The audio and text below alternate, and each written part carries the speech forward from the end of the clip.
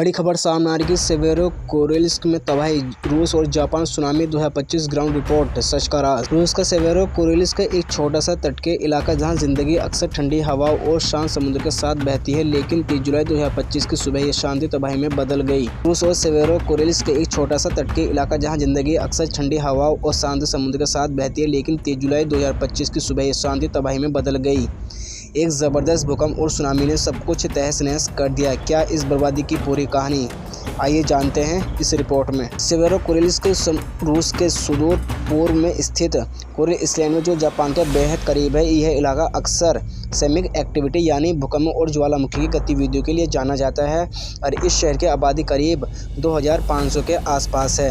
ज़्यादातर मछुआरे, स्थानीय व्यवसाय और उनके परिवार। यहाँ इलाका 1992 में भी एक भीषण सुनामी का शिकार हो चुका है और अब 2025 में फिर वही इतिहास दोहराया गया है। 2025 की सुनामी का हमला। 30 जुलाई 2025 की सुबह लगभग 9:45 बजे कमचटका पेनिनसुला के पास समुद्र के अंदर 8.8 तीव्रता का भूकंप आया।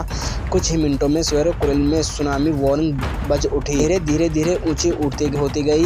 पहली लहर करीब 8.5 मीटर की थी, दूसरी लहर ने 2 मीटर ऊंचाई पार की और शहर की तरफ बढ़ने लगी। पानी एकदम ब्लैक था, जैसे समुद्र गुस्सा हो गया हो।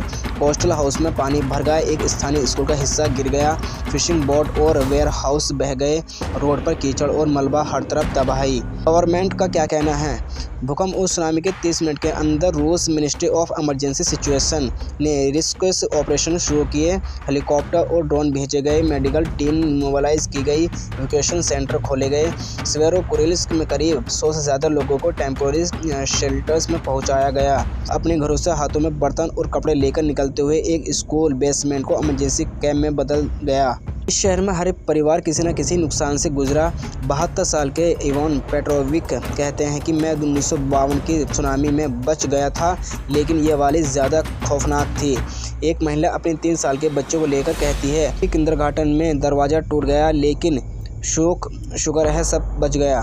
महिला अपने 3 साल के बच्चों को लेकर कहती है, पास की किंडरगार्टन में दरवाज़ा टूट गया, लेकिन शुक्र है सब कुछ बच गया। कुछ परिवार घर में पानी बह गए, कुछ लोगों की पूरी कमाई बोट और नेट के साथ चली गई। छुआई ने कहा, 10 साल से काम कर रहा हूँ, सब कुछ गया, लेकिन हम जीवित हैं, यही सबसे बड़ा सुकून है। सैटेलाइट तस्वीरें दिखाता है कि समुद्र तट की रेखा बदल गई, कोस्टल फॉरेस्ट के हिस्से में गायब हो गए, मलबा, प्लास्टिक और लकड़ी तटों पर फैला हुआ।